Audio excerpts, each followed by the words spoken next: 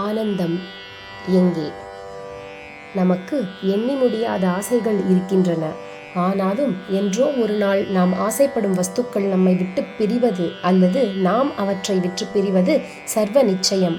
சாவின் மூலம் இந்த பிரிவு ஏற்படாமல் அதற்கு முந்தி நாம ஆசைகளை ராஜினாமா செய்து விட்டுவிட்டால் அத்தனை ஆனந்தமாக இருக்கலாம். நமக்கு எத்தனை ஆசைகள் இருக்கின்றனவோ அத்தனை முளைகளை துக்கத்துக்கு அடித்து கொண்டு நம்மை கட்டி போட்டு கொள்கிறோம். ஆசைகளை குறைக்க குறைக்க துக்க ஹேத்துவும் குறையும். இந்த பிறவி முடியும் முன் நாம் சகல ஆசைகளையும் விட்டுவிட்டால் மறுபடியும் பிறந்து அவஸ்தைப்படவே வேண்டாம். அப்படியே பரமாத்மாவில் கரைந்து ஆனந்தமாகிவிடலாம். மனிதன் மற்ற விலங்குகளை விட விசேஷ ஞானம் உடையவன் என்று பெருமைப்படுகிறோம்.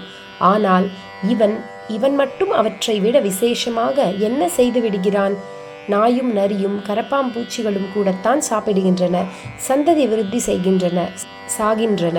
பொதுவாக மனிதனும் இதற்கு மேல் ஏதும் செய்வதாக தெரியவில்லை. அப்பொழுது இவனது விசேஷ ஞானத்தில் பெருமைப்பட என்ன இருக்கிறது? எல்லாவற்றிலும் பெரிய ஞானம் நிலைத்த ஆனந்தத்துக்கு வழிகண்டு கொள்வதுதான். மனிதன் இப்படிப்பட்ட நிலைத்த ஆனந்தத்தை பெறுகிறானா? யோசித்து பார்த்தால் பரம தாத்பரியமானது தெரிவது இந்த ஞானம், ஆனந்தம், நாம் என்பதெல்லாம் ஒன்றுதான். நாம் உண்மையில் யார் என்பதை உணரும் ஞானம் வரும்போது நாமே ஞானமயமான ஆனந்தம் என்று கண்டுகொள்வோம். வெளி வஸ்துக்களிலிருந்து நமக்கு ஆனந்தம் வரவில்லை, நம்மிடமிருந்தேதான் ஆனந்தம் பிறக்கிறது. நமது உண்மை ஸ்வரூபமான ஆனந்தத்தை நாம் அஞ்ஞானத்தில் மூடி மறைத்து கொண்டிருக்கும் நிலையில் கூட நம்முடையது என்று ஒன்றிடம் சம்பந்தம் வைக்கும் போதுதான் அதிலிருந்து ஆனந்தத்தை அடைகிறோம். அந்த சம்பந்தம் போய்விட்டால் ஆனந்தம் போய்விடுகிறது. உதாரணம் சொல்கிறேன். ஒருவருக்கு சொந்தமாக கொஞ்சம் நிலம் இருக்கிறது என்று வைத்துக் கொள்ளுங்கள். அதில் முதலில் வருஷத்துக்கு வருஷம் விளைச்சல் அதிகமாவதாக வைத்துக் கொள்ளுங்கள். இந்த வயல் என்னுடையது என்பதால் விளைச்சல் அதிகமாகும் போதெல்லாம் அவருக்கு மனம் குளிர்கிறது, ஆனந்தம் உண்டாகிறது. அப்புறம் விளைச்சல் குறைய தொடங்குகிறது. வயலை வேறு ஒருவருக்கு விற்று சாசனம் பண்ணிவிடுகிறார். மறுபடி அடுத்த வருடம் அதே வயலில் ஏகமாக விளைச்சல் கூடியிருக்கிறது.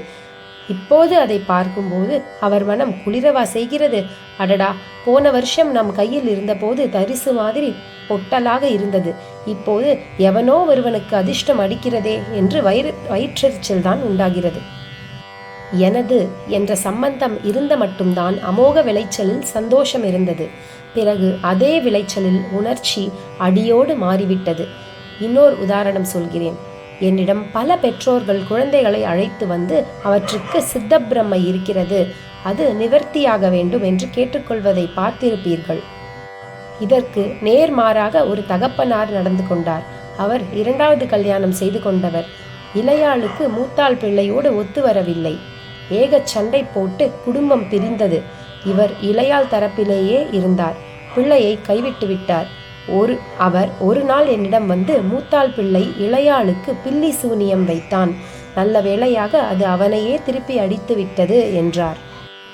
எல்லா தகப்பனார்களும் பிள்ளைக்கு சித்த பிரம்மை ஏற்படும் போது கவலைப்படுகிறார்கள் என்றால் இவரோ அதிலேயே சந்தோஷப்படுகிறார். ஏன்? இவனுக்கு அவனிடம் நம்முடையவன் என்ற சம்பந்தம் போய்விட்டது. இளையாளிடம் மட்டும் நம்முடையவள் என்கிற எண்ணம் இருக்கிறது. அதனால்தான் அவனுக்கு ஹானி இல்லை என்றால் இவர் ஆனந்தப்படுகிறார். மாயைக்கு ஆளான நான் என்பதன் சம்பந்தத்துக்கே இத்தனை ஆனந்தம் இருக்கிறது என்றால் எதிலும் சம்பந்தப்படாமல் பூரண ஞானமாக இருக்கின்ற அந்த வெறும் நான் எத்தனை ஆனந்தமயமாக இருக்கும். வெல்லம் போட்டால் கசப்பு பாகற்காய் கரியிலும் சிறிது தித்திப்பு இருப்பதை உணர்கிறோம். வெல்லத்தின் சம்பந்தத்துக்கே தித்திப்பு இருப்பதால் அசல் வெல்லம் தித்திப்பு மட்டுமே என்பதில் சந்தேகம் என்ன? கசப்பான துக்க உலகத்தின் நான் என்பதன் மாயக்கிரணங்கள் சம்பந்தப்படுகிற போதே அதில் தித்திப்பு ஆனந்தத்தை பெறுகிறோம் என்றால் அந்த நான் மட்டுமே ஸ்வச்சமாக நிற்கின்ற போது எத்தனை தித்திப்பாக ஆனந்தமயமாக இருக்க வேண்டும். சிறிய பொத்தல்கள் கொண்ட ஒரு சட்டியால் ஒரு தீபத்தை மூடி வைத்தால் துவாரங்கள் வழியாக மெல்லிய ஒளிக்கிரணங்கள் வெளிவரும். மாயையால் மூடப்பட்ட ஆத்ம தீபத்திலும் இந்திரிய துவாரங்கள் வழியாக கொஞ்சம் கொஞ்சம் ஆனந்த ஒளியை பார்க்கிறோம். மாயச்சட்டியை உடைத்துவிட்டால் ஆனந்த ஜோதிர்மயமாகவே ஆகிவிடலாம். துவாரங்களின் அளவை பொறுத்து பலவேறு அளவுகளில் ஒளி வெளிவந்தாலும் உள்ளே இருப்பது ஏக ஜோதிதான். நாம் மாயச்சட்டியை உடைத்துவிட்டால் உலகத்தில் பார்க்கும் வித்தியாசங்கள் எல்லாம் மறைந்து எல்லாம் ஒன்றான ஆனந்த ரூபமாகவே தெரியும். மாயையை எப்படி உடைப்பது என்றால் ஆசைகளை அடக்குவதுதான் வழி. மனம் இருக்கும் வரை ஆசைகள் இருக்கத்தான் செய்யும். அதனால் மனத்தை அடக்கிவிட வேண்டும். மனம் அடங்கிவிட்டால் மரண நிலையில் இருப்பது போல் ஒரு சக்தியுமின்றி ஜடம் மாதிரி ஆவோம் என்று எண்ணக்கூடாது. மாறாக இதுதான் சகல சக்திகளுக்கும் ஆதாரமான நிலை.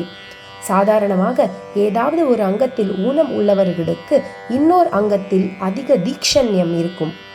பல வாய்க்கால்களில் ஒன்றில் ஜலத்தை அடைத்து திருப்பினால் இன்னொன்றில் அதிகம் நீர் பெருகுவது போல ஓர் அங்கத்தில் ஊனம் இருப்பதே இன்னொன்றில் தீட்சண்யத்தை தருகிறது.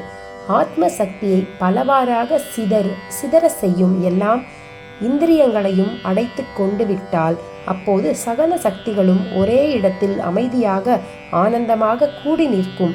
மிகுந்த சக்தியுடன் உலகுக்கு நல்லது செய்யலாம். ஆத்ம ஞானம் பெற்ற ரிஷிகள் சக்தியே இதற்கு திருஷ்டாந்தம். சகல லோகங்களுக்கும் சகல காலங்களுக்கும் சென்று அவர்கள் விஷயங்களை தெரிந்து கொள்ளும் ஆற்றல் பெற்றிருந்தார்கள்.